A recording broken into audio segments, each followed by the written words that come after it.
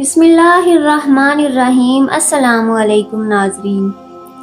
ہجرت کے چھٹے سال حضور اکرم صلی اللہ علیہ وآلہ وسلم نے دنیا بھر کے بڑے بڑے بادشاہوں کے نام خطوط ارسال فرمائے۔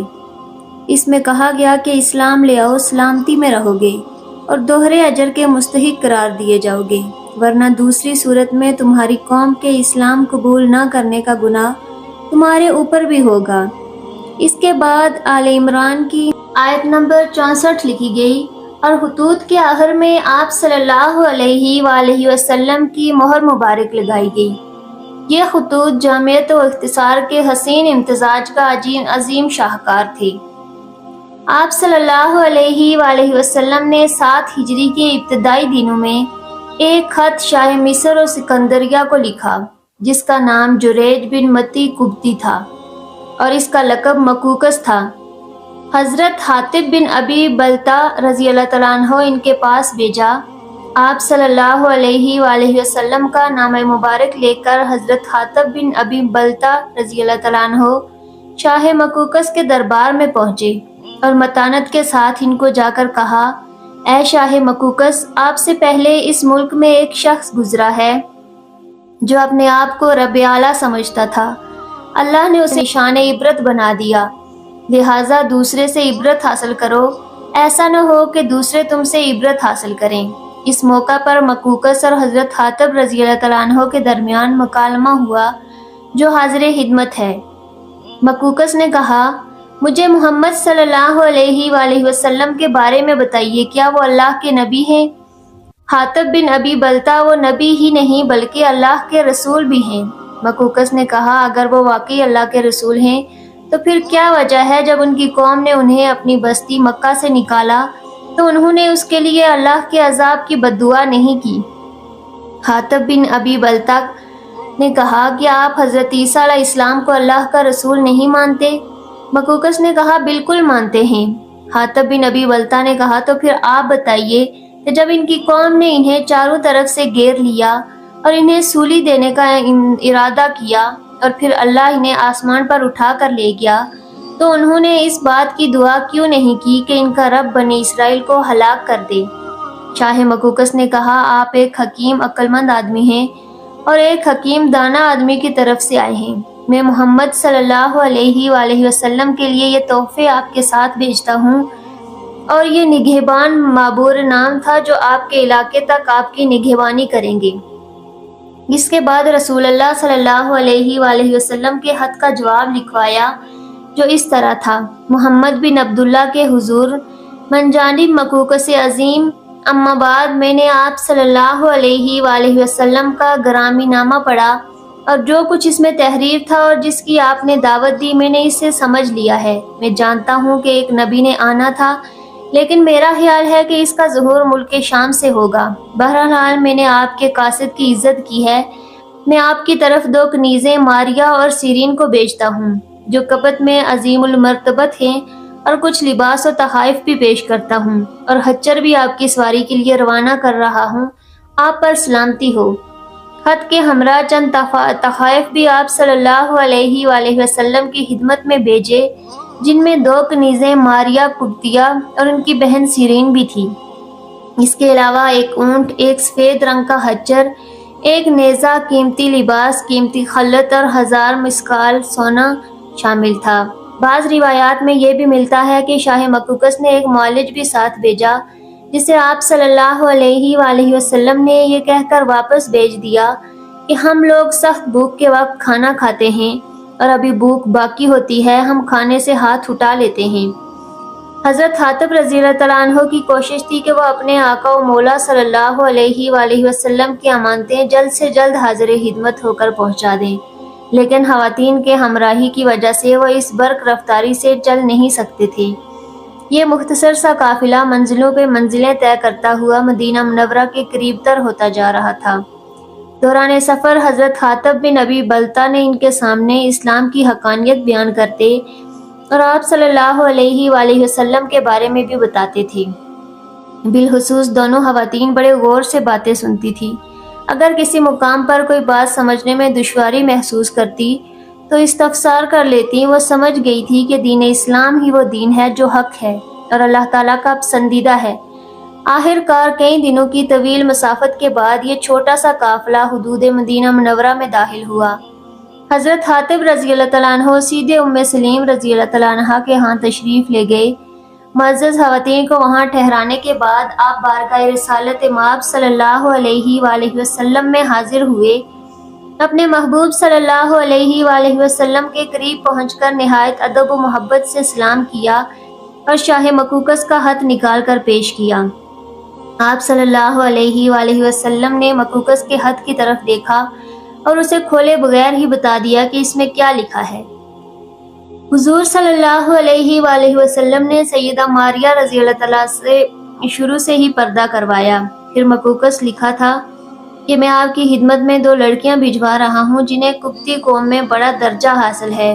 گویا اس نے آپ صلی اللہ علیہ وآلہ وسلم کی تکریم کے اظہار کے طور پر انتہائی اعلیٰ خاندان کی لڑکیوں کا انتخاب کر کے بھجوایا تھا، نہ کہ غلاموں کی مارکیٹ سے خرید کر۔ حضرت ماریہ قبطیہ رضی اللہ تعالیٰ عنہ کو حضرت عائشہ رضی اللہ تعالیٰ عنہ کے پڑوس میں حضرت حارثہ بن نعمان رضی اللہ تعالیٰ عنہ کے مکان میں ٹھہرایا گیا۔ اگرچہ ماریہ قبطیہ رضی اللہ تعالیٰ عنہ کنیز تھی، لیکن اس کے باوجود آپ کو دیگر ازواج مطہرات کی طرح پردہ میں رہنے کا حکم دیا گیا۔ نبی کریم صلی اللہ علیہ وآلہ وسلم نے دونوں بہنوں کو ایک ساتھ اپنی غلامی میں جمع کرنا پسند نہ فرمایا اور ان دونوں میں سے کسی ایک کے انتخاب کے لیے بارگاہ الہی میں دعا کی، اے اللہ اپنے نبی کے لیے ایک کو منتخب فرما۔ چنانچہ حضرت سیدہ ماریہ قبطیہ رضی اللہ تعالیٰ عنہ کو اللہ پاک نے اپنے حبیب کے لیے یوں منتخب فرمایا کہ جب آپ علیہ السلام نے دونوں کنیزوں پر اسلام پیش فرمایا تو حضرت سیدہ ماریہ قبطیہ رضی اللہ تعالیٰ عنہ نے فوراً اسلام قبول کر لیا، جبکہ آپ کی بہن حضرت سیدنا سیرین رضی اللہ تعالیٰ عنہ نے کچھ دیر بعد اسلام قبول کیا۔ پھر حضرت سیرین رضی اللہ تعالیٰ عنہ کو آپ علیہ السلام نے حضرت حسان بن ثابت رضی اللہ تعالیٰ عنہ کو ہبہ کر دیا، جن سے حضرت سیدنا عبد الرحمن بن حسان رضی اللہ تعالیٰ عنہ پیدا ہوئے۔ حضور اکرم صلی اللہ علیہ وآلہ وسلم حضرت سیدنا ماریہ قبطیہ رضی اللہ تعالیٰ عنہ کو بہت پسند فرماتے۔ آپ رضی اللہ تعالیٰ عنہ پر کرم نوازی فرماتے ہوئے علیحدہ مکان عطا فرمایا۔ آپ صلی اللہ علیہ وآلہ وسلم مختلف اوقات میں آپ رضی اللہ تعالیٰ عنہ کے پاس تشریف لے جایا کرتے۔ اس وقت ان کی عمر مبارک 20 سال کی تھی۔ کچھ عرصہ بعد سیدہ ماریہ قبطیہ امید سے ہو گئی۔ آپ کی دیکھ بھال کے لیے حضرت ابو رافع رضی اللہ تعالیٰ عنہ کی اہلیہ حضرت سلمہ رضی اللہ تعالیٰ عنہ گاہے بگاہے تشریف لاتی۔ سیدہ ماریہ رضی اللہ تعالیٰ عنہ ایک بچے کی ماں بن گئی۔ 8 ہجری میں انہیں سے شہزادہ رسول حضرت سیدنا ابراہیم رضی اللہ تعالیٰ عنہ کی ولادت ہوئی۔ لونڈی جب بچے کی ماں بنے تو اسے ام الولد کہتے ہیں۔ حضرت سلمہ رضی اللہ تعالیٰ عنہ نے اپنے خاوند کو بچے کی خوشخبری دینے کے لیے آپ صلی اللہ علیہ وآلہ وسلم کے پاس بھیجا۔ جبرائیل علیہ السلام آپ صلی اللہ علیہ وآلہ وسلم کو پہلے ہی خوشخبری دے چکے تھے۔ جب حضرت ابو رافع رضی اللہ تعالیٰ عنہ بارگاہ نبوت میں حاضر ہوئے تو آپ صلی اللہ علیہ وسلم نے ارشاد فرمایا، بیٹے کی ولادت کی خبر دینے آئے ہو؟ جی ہاں یا رسول اللہ صلی اللہ علیہ وآلہ وسلم، اللہ تعالیٰ نے آپ کو چاند سا بیٹا عطا فرمایا ہے۔ آپ صلی اللہ علیہ وآلہ وسلم بہت خوش ہوئے اور ابراہیم نام رکھا۔ حضرت ماریہ قبطیہ رضی اللہ تعالیٰ عنہ کے ہاں بیٹے کی پیدائش کی خبر آن واحد میں مدینہ منورہ کی گلی کوچوں میں پھیل گئی، اور جب تمام ازواج مطہرات کو پتہ چلا تو ان کے اندر جذبہ رشک نے جگہ بنا لی۔ وہ جانتی تھی کہ اب حضرت ماریہ قبطیہ رضی اللہ تعالیٰ عنہ کی قدر و منزلت ان کے آقا و مولا صلی اللہ علیہ وآلہ وسلم کی نظروں میں اور بھی بڑھ جائے گی۔ 7ویں روز حضرت ابراہیم رضی اللہ تعالیٰ عنہ کا عقیقہ کیا گیا تو 2 مینڈے ذبح کیے گئے۔ ان کا سر منڈایا گیا اور سر کے بالوں کے برابر چاندی تول کر صدقہ کی گئی اور بالوں کو زمین میں دفنا دیا۔ حضرت ابراہیم رضی اللہ تعالیٰ عنہ کی عمر مبارک جب 1 سال سے قدرے زیادہ ہوئی تو ان میں اپنے والد محبوب کبرائے صلی اللہ علیہ وآلہ وسلم کی مشابہت کے آثار نمودار ہونے لگے۔ آپ صلی اللہ علیہ وآلہ وسلم بیٹے سے بڑی شفقت سے پیش آتے تھے۔ ایک روز حضرت ابراہیم رضی اللہ تعالیٰ عنہ کی حالت سے اندازہ لگ گیا کہ اس جہان رنگ و بو سے ان کا رخصتی کا وقت قریب آ گیا ہے، تو نبی کریم صلی اللہ علیہ وسلم کو اطلاع دی گئی۔ آپ صلی اللہ علیہ وآلہ وسلم حضرت عبد الرحمن بن عوف رضی اللہ تعالیٰ عنہ کا ہاتھ تھامے نہلستان میں داخل ہوئے تو دیکھا کہ ابراہیم اپنی والدہ کی گود میں دم توڑ رہا تھا۔ آپ صلی اللہ علیہ وآلہ وسلم نے بیٹے کو اپنے آغوش میں لے لیا۔ غم کے آثار آپ صلی اللہ علیہ وآلہ وسلم کے چہرہ اقدس سے نمایاں تھے۔ پیدائش کے بعد 18 ماہ تک حضرت ابراہیم زندہ رہے اور پھر وفات پا گئے۔ حضرت ماریہ قبطیہ رضی اللہ تعالیٰ عنہ پر بیٹے کی موت کا غم پہاڑ بن کر ٹوٹا تھا، لیکن اپنے محبوب صلی اللہ علیہ وسلم سے تا قیامت تک کے لیے بچھڑ جانے کا تصور نہیں، کبھی خواب میں بھی نہیں آیا تھا، لہٰذا یہ داغ جدائی ان کے لیے بے حد گراں ناقابل برداشت تھا۔ اپنے محبوب صلی اللہ علیہ وسلم کے ساتھ 4 سالہ رفاقت کا زمانہ یوں لگتا تھا جیسے 4 سانسوں میں بیت گیا ہو۔ ہر وقت آپ صلی اللہ علیہ وسلم کی یادوں میں گمسم رہتی تھی۔ اب ان کا زیادہ تر وقت یاد الہی میں بسر ہوتا تھا۔ 16 ہجری کا پہلا مہینہ آیا تو حضرت ماریہ قبطیہ رضی اللہ تعالیٰ عنہ کا وقت وصال آ گیا، لہٰذا بستر مرگ پر دراز ہو گئی۔ ان کی بہن حضرت سیرین قبطیہ رضی اللہ تعالیٰ عنہ قریب بیٹھی آنسو بہا رہی تھی، اور عبد الرحمن بن حسان بن ثابت رضی اللہ تعالیٰ عنہ قریب کھڑا خالہ کی طرف بڑی معصوم نظروں سے دیکھ رہا تھا۔ سیدہ ماریہ نے اپنے بھانجے کی طرف بڑی محبت سے دیکھا، جس کے پس منظر وہ اپنے بیٹے ابراہیم کو دیکھ رہی تھی۔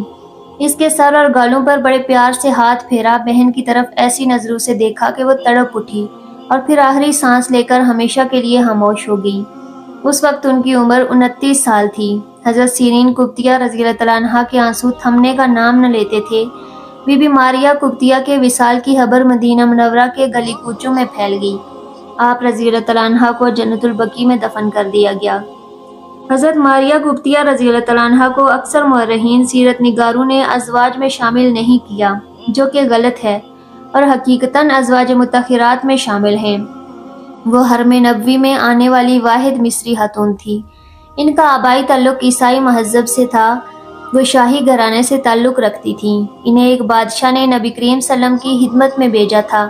نہ صرف یہ بلکہ ان کا ذکر مبارک اشارے کنانیوں میں ہی صحیح زبور میں بھی آیا۔ چنانچہ نبی کریم کے حوالے سے جو مختلف پیشن گوئیاں بائبل کے مختلف مقامات پر آئی ہیں، ان میں سے ایک پیشن گوئی یہ بھی ہے کہ تیری معزز خواتین میں شہزادیاں ہیں، ملکہ تیرے دائیں ہاتھ اور پھر کو سونے سے آراستہ